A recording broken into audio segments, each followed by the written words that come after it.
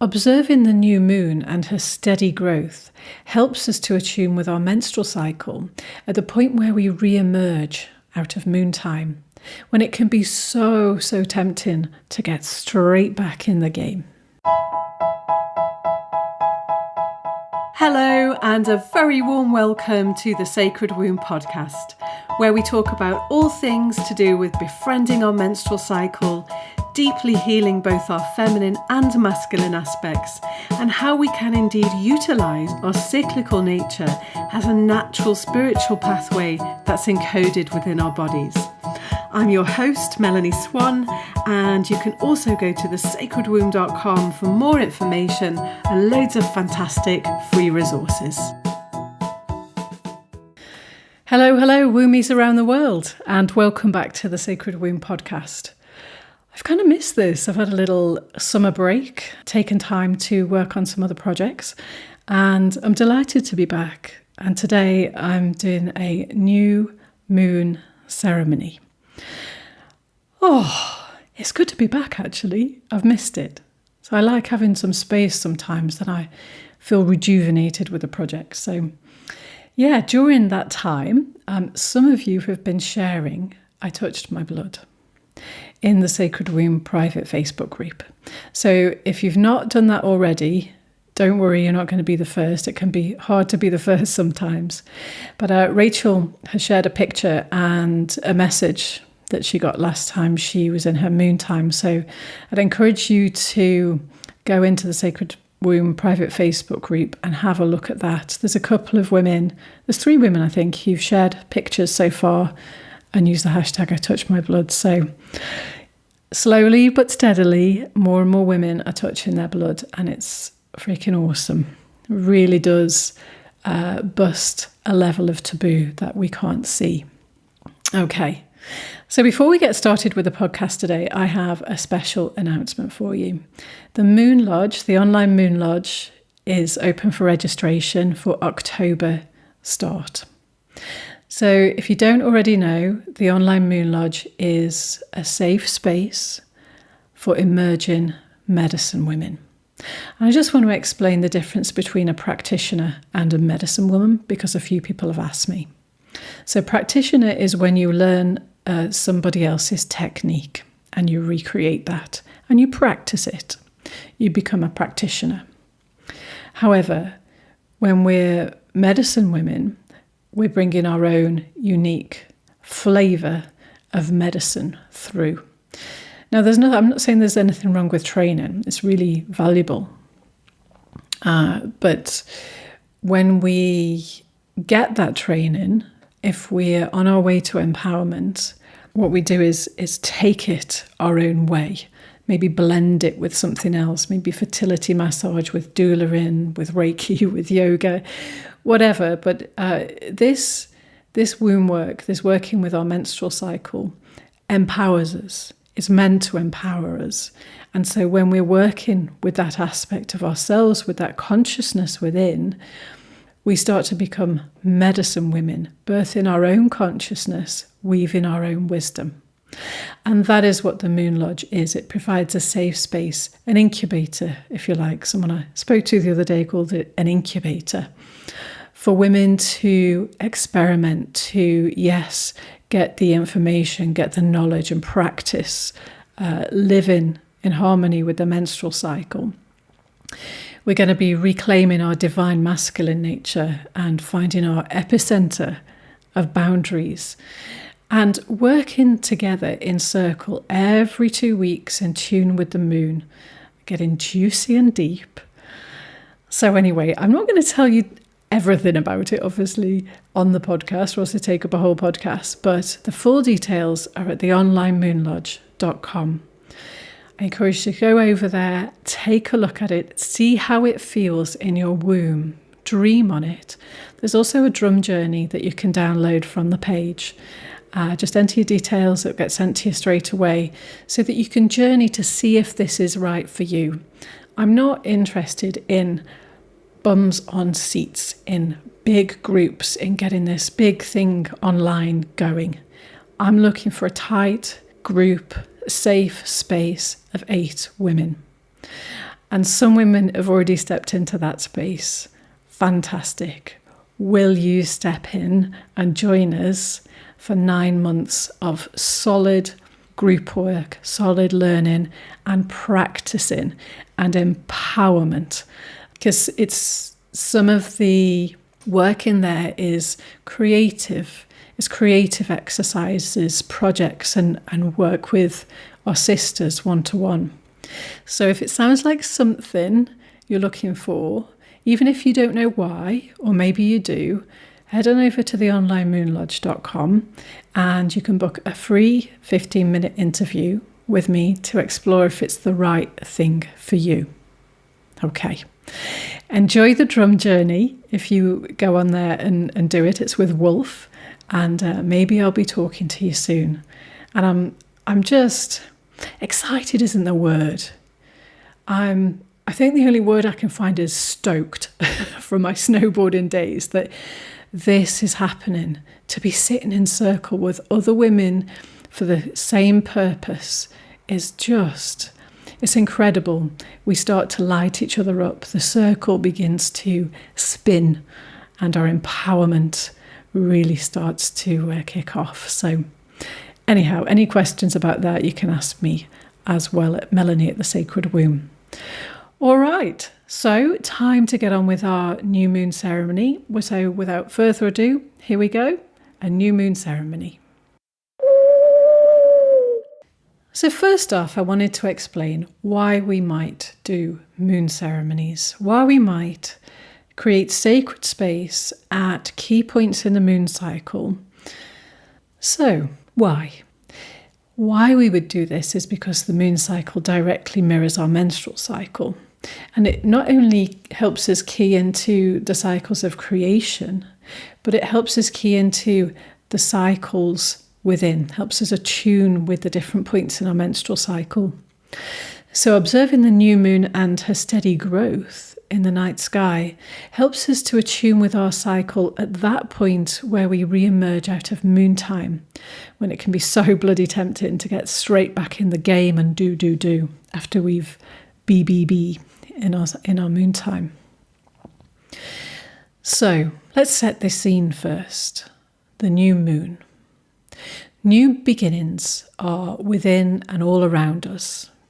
We've got the sunrise each day, the first birdsong of spring, and the crescent of silver light that is the new moon, reminding us that the cycle of life continues. And within this universal cycle, we have the cycle of our own lives: birth, childhood, adolescent, adulthood, midlife, elderhood, and death. And within this, we have our menstrual cycle, a new seed, a new cycle, gestation, fruition, birth, or release. And this cycle of creation that we as women embody can be utilised not only for the creation of physical life, but also for releasing the old and for the birthing of new consciousness. So a little note here, we often forget the dark moon before the new. We have to have the release before the renew.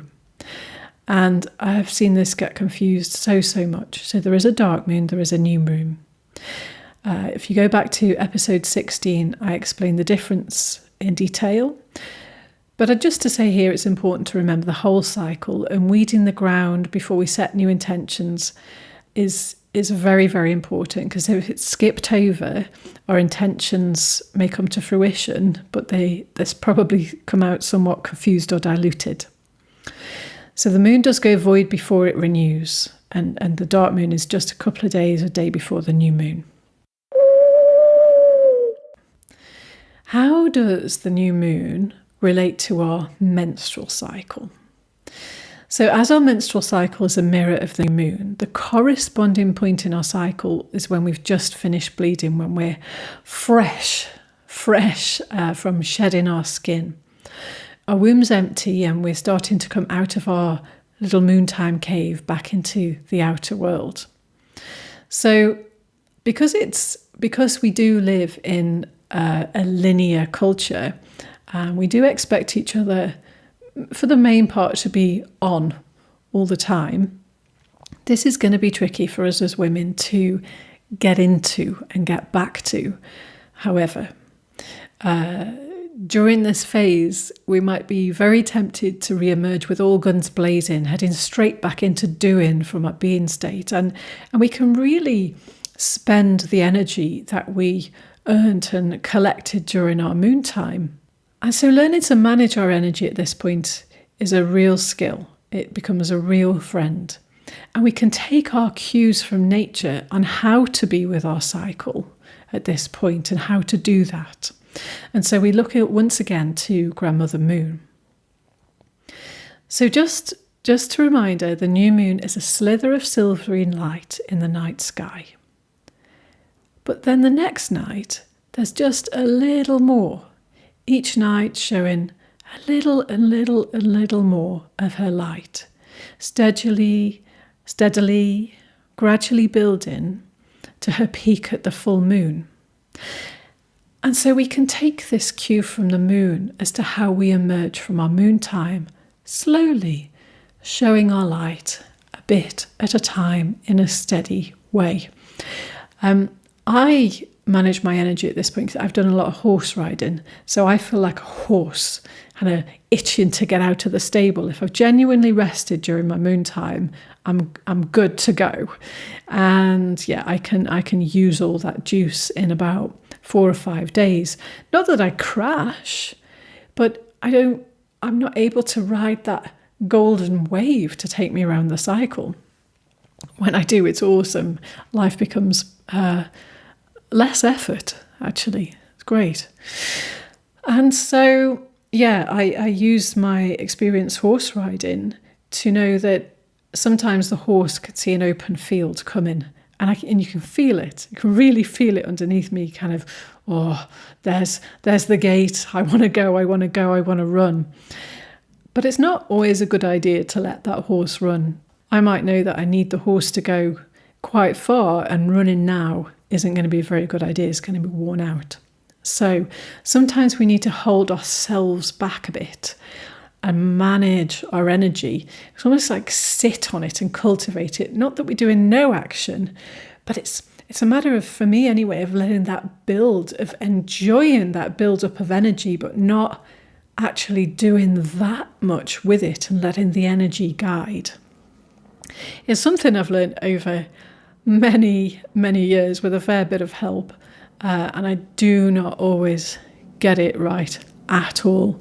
In fact, last cycle, I just spent it too quickly. So, but this cycle, I'm doing a bit better. So as long as I can gradually get a bit close to myself each cycle, with the odd slip, I'm doing all right.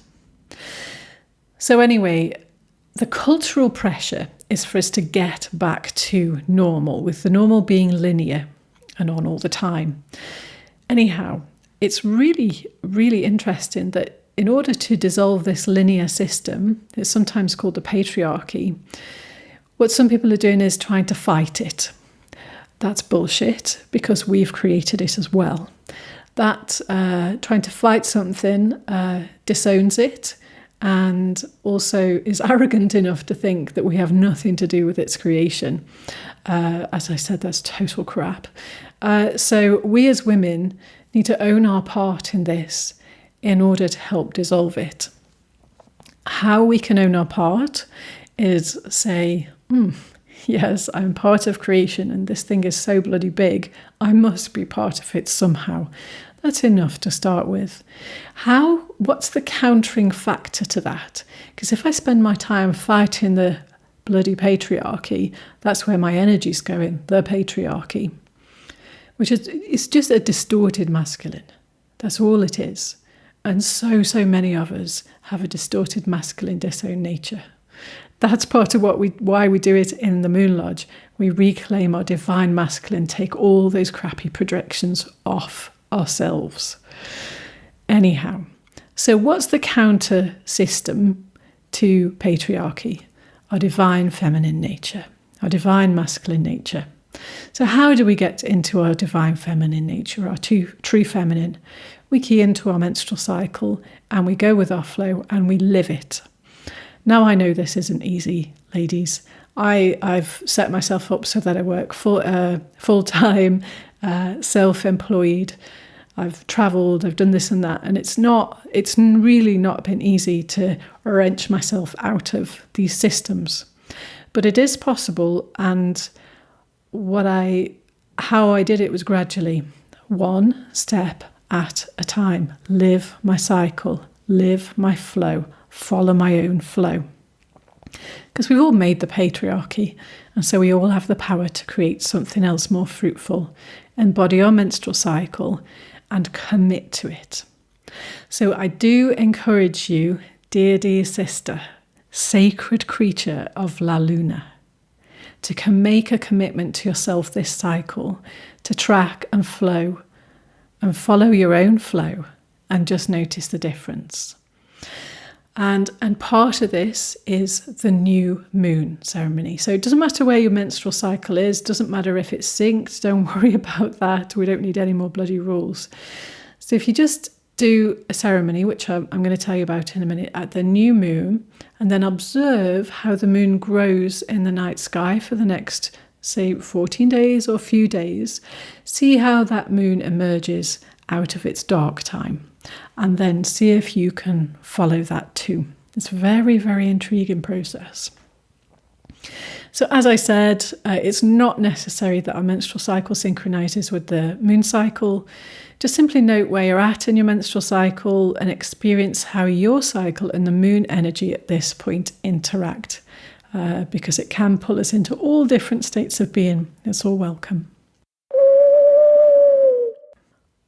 Okay. So let's move on to the new moon ceremony.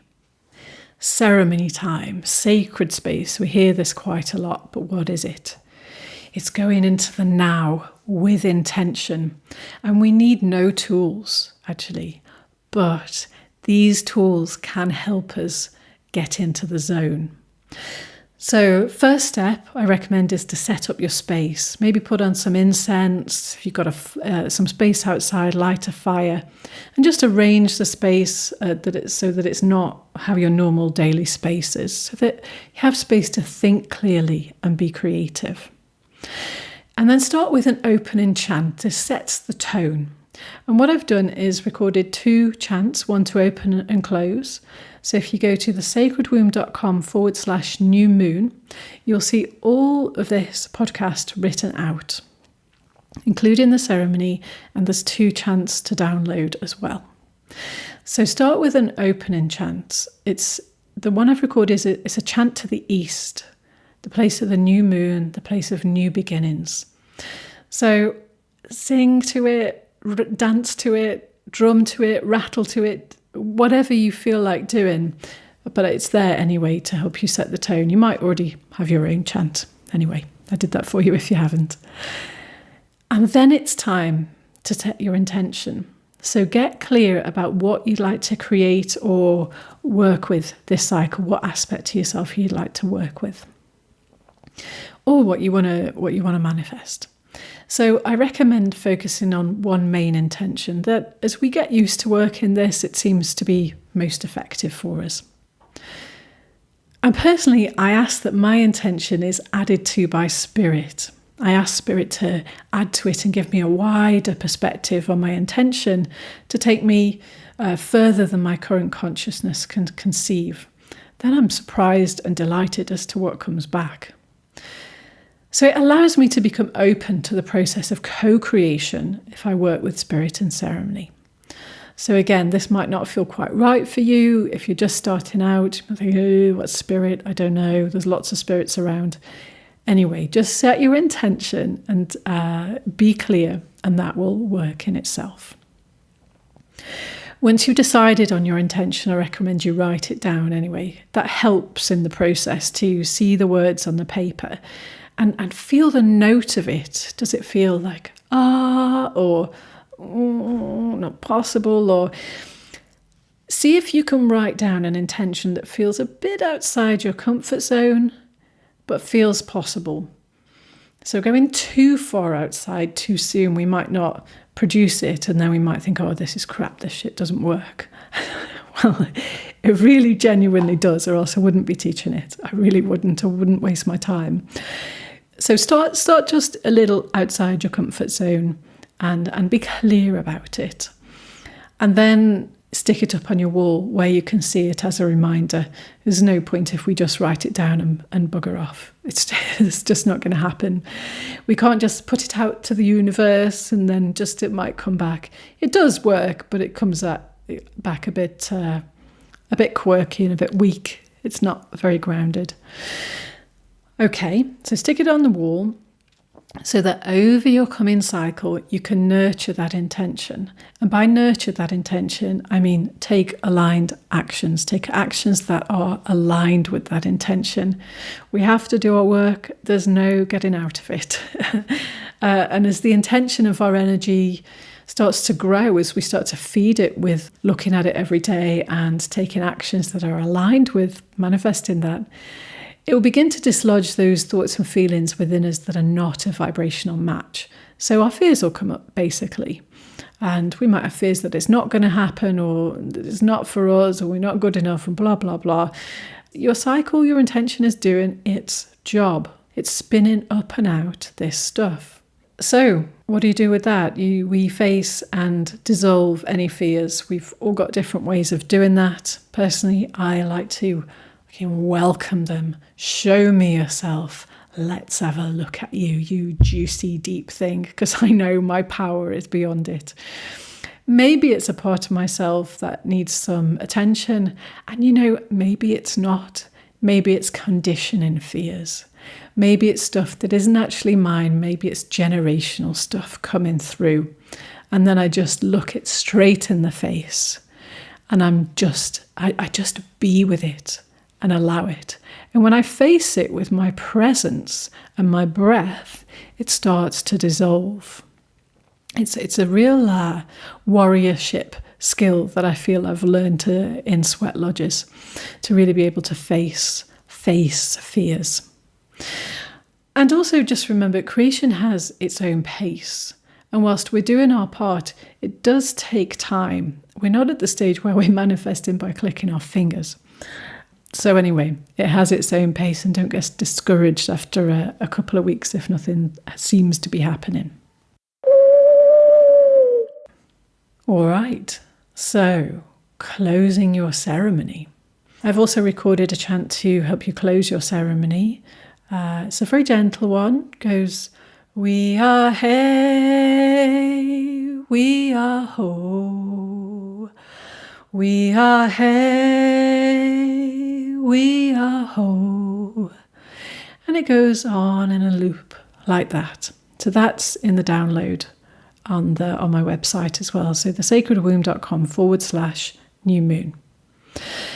And a little reminder that all over the world, and it's good to remember this in ceremony for me, that blah, blah, blah. I can't get my teeth in today. It's been a few weeks since I've podcasted, but I'm simply not recording this again.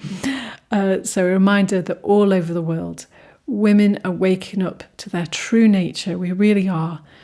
And whenever you set your intention with a start of a new cycle, or you honour the new moon and you do ceremony, know that women all around the world are doing that too, with you. The sisterhood is growing. And the more of us that become empowered, the more we light up this etheric web over the world. Oh, I think I'm going to leave it there with that beautiful, beautiful note of sisters in circle all around the world. The full ceremony is on the Sacred Womb website, as are the chants. And wow, every time I sink into ceremony and bring myself into as much of the now as possible, time expands. I realise the sacredness of life. Ladies, if you want to come and do this, if you want to join me and other dynamic women who are committed to working with this stuff, working with the womb, come and join us in the Moon Lodge. There are a few spaces left. We start in October. I I encourage you to go and do the drum journey with Wolf and see if it's right for you. Come talk to me. Come take your place in the circle. We're waiting for you. Aho. I really hope you enjoyed the podcast and that you got some useful tips out of it that can make a genuine difference in your daily life. And if you'd love to work deeper with this stuff, then do head on over to thesacredwomb.com, where you can sign up to receive the weekly newsletter and an invite to our private Facebook group, where you can share, learn and grow with like-minded women in a safe, supported space. Thank you so much for tuning in. Do leave us a rating, and your comments are very, very welcome. And I'll see you next time.